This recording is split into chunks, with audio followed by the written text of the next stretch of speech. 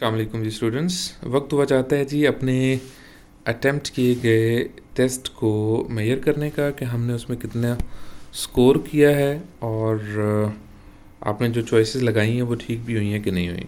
तो ये हमारा मॉक 1 जो है उसकी की और डिस्कशन है जो कि अभी हम करने लगे हैं। ठीक है, पहला सवाल था जी, he said I have finished my work.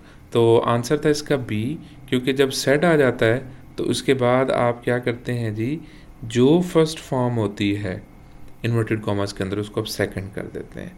तो हैज़ और हैव इन दोनों की जो सेकंड फॉर्म है वो क्या है जी, हैड, वो आपने कर दिया जनाब। बाकियों में जो है ना वो मामलात ख़राबी की तरफ है। दूसरा है जी, identify the correctly punctuated sentence. इस तरह का भी हमें जुमला आ सकता है जनाब। ठीक है, जैसे शी सेड लेट्स गो, तो जब इन्वर्टेड कॉमा स्टार्ट होते हैं तो हम कैपिटल करते हैं, लिहाजा पहले में भी गलती आ गई, दूसरे में भी गलती आ गई। तीसरा हमारा आंसर है, लेकिन चौथे में क्या गलती, शी सेड लेट्स गो, तो लेट्स के ऊपर जो अपॉस्ट्रॉफी है वो नहीं है। सो हमारा आंसर क्या हुआ बच्चों, सी, चार्ली। ठीक है, फिर आ जाते हैं नेक्स्ट नंबर 3 पर, choose the correct synonym of abolish. आसान लफ्ज़ है। एबॉलिश का मतलब होता है ख़त्म करना, यानी इरेडिकेट करना। रिटेन कहते हैं साथ रखना, रिज्यूम कहते हैं दोबारा शुरू करने को, प्रोलॉन्ग कहते हैं बात को, काम को लंबा करना। Choose the antonym of frugal. Frugal हम बेसिकली कहते हैं जो बहुत ज़्यादा माइजरली होता है जनाब। ठीक है, ये इसका मतलब लिखा हुआ है। ठीक है, लेकिन जब भी एंटोनिम्स आएंगे आपने चौकन्ने हो जाना है, डबल कोशिश करनी है इसको एक्टिव होके करने की, क्योंकि अगर मीनिंग हमें आता हो ना तो हमारा ब्रेन सबसे पहले मीनिंग की तरफ लेके जाता है। तो हमने तो लिखना है ऑपोजिट। इकोनॉमिकल भी वही होता है, केयरफुल भी किसी सेंस में आ जाएगा। एक्स्ट्रा वैगेंट होता है जो फजूल खर्च करने वाला होता है जनाब। ठीक है, फ्रूगल थ्रिफ्टी भी बोलते हैं जनाब इसको। तो अब देखिए, माइजरली आ गया, इकोनॉमिकल आ गया, थ्रिफ्टी आ गया जनाब। ठीक है, और एक्स्ट्रा वैगेंट कहते हैं स्पेंडिंग लैविशली, यानी वेस्ट करना किसी चीज़ को। फिर कहते हैं जी करेक्ट फॉर्म ऑफ वर्ब लगा दें, नीदर ऑफ द बॉयज़। याद रख लें ये वाली बात कि जहाँ नीदर आ जाए, ईदर आ जाए, none, every one of them आ जाए, ईच एंड एवरी वन आ जाए, दिल आपका करेगा कि जी आप जो है ना वो उसको प्लूरल कर दें। लेकिन माय डियर स्टूडेंट्स, इनको और इन जैसे जितने भी हैं ना जिसमें नोबडी भी आ जाता है, समबडी भी आ जाता है, इन सब में आपने क्या करना है जी, इन सब को सिंगल वर्ब देना है आपने, या हेल्पिंग वर्ब देना है। तो वो ये वाला आंसर है हमारा। क्लियर होगी बात जनाब? Very good. Identify the error. Error क्या है जी, ही इज़ सीनियर देन। तो सीनियर के साथ क्या लगता है बच्चों, ये अल्फाज हैं, कुछ ज़रा गौर से देख लें। सीनियर, जूनियर, सुपीरियर, इन्फीरियर और प्रायर। इन सब के बाद क्या लगाते हैं हम जी, टू लगाते हैं जरा। ठीक है, senior takes to, not than. Okay, ये इन सब को हम ना लैटिन एडजेक्टिव्स भी बोलते हैं। बेसिकली क्या है जी, ये लैटिन लैंग्वेज से आए हुए हैं। फिर आ जाए choose the correct spelled word. तो कमेटी में डबल एम, डबल टी और डबल ई आता है, ये याद रख लें आप। ठीक है, अच्छा जी, फिर आ जाए complete the idiom. To burn the midnight oil means, तो क्या है जनाब, waste time your work late into the night, यही है जनाब इसमें। ठीक है, चूज़ द करेक्ट प्रपोजिशन। तो ही वॉज अक्यूज्ड ऑफ होता है जनाब। एक्यूज आए तो ऑफ होगा, चार्ज अगर आता है ना जी, चार्ज इल्ज़ाम लगाना, दोनों का मतलब होता है, फिर विद आता है, तो charged with or accused of. ठीक है, अच्छा जी, फिर आ जाएं, choose the sentence with correct usage of article. He is a university teacher. तो अब यही वाला हमारा करेक्ट आंसर है। एन यूनिवर्सिटी नहीं हो सकता, और यूनिवर्सिटी के साथ कुछ ना कुछ तो आएगा।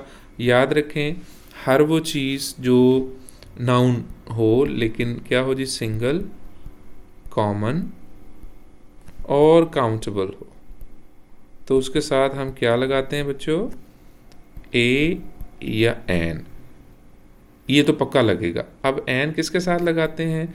जिसका साउंड जो है ना वो अलिफ का साउंड दे रहा हो। तो यूनिवर्सिटी का साउंड ये का साउंड दे रहा है, ये वाला, अलिफ का नहीं दे रहा है, ठीक है। अच्छा, फिर आ जाएं, choose the word nearest meaning meticulous. Meticulous कहते हैं बहुत ही ज़्यादा एहतियात के साथ, यानी थॉरो। ये इसका ऑपोजिट आ गया, रफ भी और अनसर्टन। तो थॉरो, जैसे thorough gentleman, thorough study, thorough preparation, तो मेटिकुलस यानी कि बारीकी के साथ की गई। फिर इसी तरह से आ जाएंगे fill in the blanks. Had I known I dash helped you. तो याद रखना है आपने, जब भी आपके पास यहाँ पर आ जाए पास परफेक्ट, तो कॉमा लगा के उसके साथ आपने would have, could have, should have ये लगाने हैं। और इन सब के बाद हम फिर क्या लगाते हैं जनाब, जब हैव आ गया तो थर्ड फॉर्म लगाएंगे जनाब हम। ओके, अच्छा जी, choose the correct passive voice. They are building a new bridge, so a new bridge is being built. अब जो मॉडर्न हमारे पास चल रहा है ना सिनेरियो, उसमें वो कहते हैं बाय देम लगाने की ज़रूरत नहीं है, लेकिन अगर ये ऑप्शंस में हो तो इनको ठीक कर सकते हैं, ठीक है। करेक्ट द सेंटेंस, कहते हैं ईच ऑफ द स्टूडेंट्स। अभी मैंने आपको ऊपर बताया ना जी, नीदर नॉर इधर, और उसी में आप ऐड कर लें ईच ऑफ द स्टूडेंट्स या every one of the students, ये भी उसमें से आ जाएगा। तो ये भी क्या है जी, has.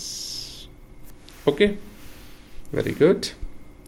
Choose the correct synonym of candid. Candid कहते हैं जनाब फ्रैंक को, आज़ाद को, ठीक है। और कंसील्ड कहते हैं छुपे हुए को, हिडन भी छुपा हुआ होगा, डिसऑनेस्ट का हमें पता है। फिर आ जाए जी, choose the correct preposition. He depends on, depends on, depends के साथ अपॉन भी आ जाता है, ऑन भी आ जाता है। ऐसा नहीं होगा कि वो एक ही ऑप्शंस में आपको दोनों ऑप्शन देते, एक ही ऑप्शन देंगे, ठीक है। तो डिपेंड ऑन भी ठीक है, अपॉन भी ठीक है। Choose the correct sentence, he is good at English, very good. ये बहुत इंपॉर्टेंट है, बहुत दफ़ा आया हुआ है। जब भी आपके अंदर कोई ऐसी एबिलिटी हो जिसमें आप अच्छे हैं को काम करने में, डांसिंग है, मैथ्स है, राइटिंग है, कुकिंग है, तो आप उसके लिए क्या लगाते हैं बच्चों, एट लगाते हैं, is good at this. Identify correct use of conditional. Conditional हमने किया भी है ना आज।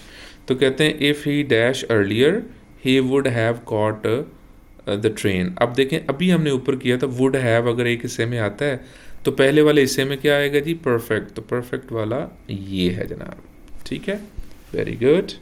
Choose the correct antonym of obscure. Obscure कहते हैं जी कॉम्प्लेक्स को, तो क्लियर आ जाता है जनाब इसका ऑपोजिट। एंटोनिम याद रखना है आपने, क्लियर जब भी आपके सामने आ जाए ना एंटोनिम, डबल एक्टिव होना है आपने। फिर आ जाए जनाब, प्लीज़ ओपन द डोर। तो choose the correct reported speech. तो he requested me to open the door, ये आ जाएगा जनाब। ही रिक्वेस्टेड, ओपन नहीं आ सकता क्योंकि टू नहीं आया हुआ जनाब, इस वाले में टू नहीं है। ही सेड मी टू, नहीं सेड नहीं आएगा, रिक्वेस्ट लगाना है। टोल्ड मी नहीं, रिक्वेस्ट लगाना। So this is the correct option. फिर इसी तरह से choose the correct one word substitution. A person who speaks many languages.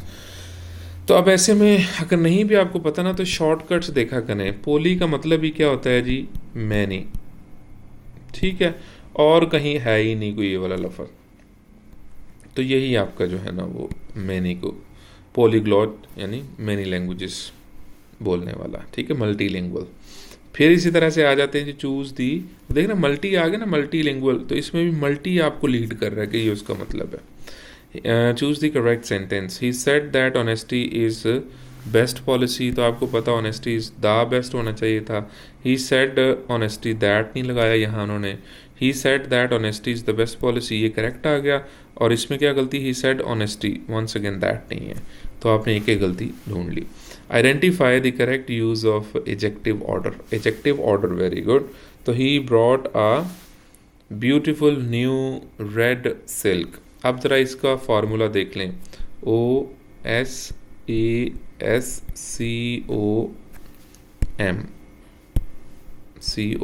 M. बनता क्या क्या जी इससे? ओ से बनेगा जनाब ओपिनियन,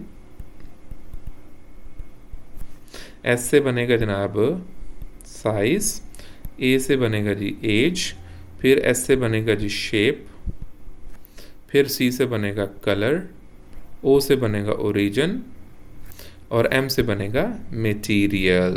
ठीक है, अब आप देखें ओपिनियन यही होता है ना, अगली, ब्यूटीफुल, तो ब्यूटीफुल सबसे पहले आ गया जनाब। फिर उसके बाद साइज़ की तो बात ही नहीं हुई, लिहाजा ये माइनस हो गया। एज की बात हुई है जी, न्यू है, ओल्ड है, एंटीक है, तो ये नंबर 2 पे ये आ गया जनाब।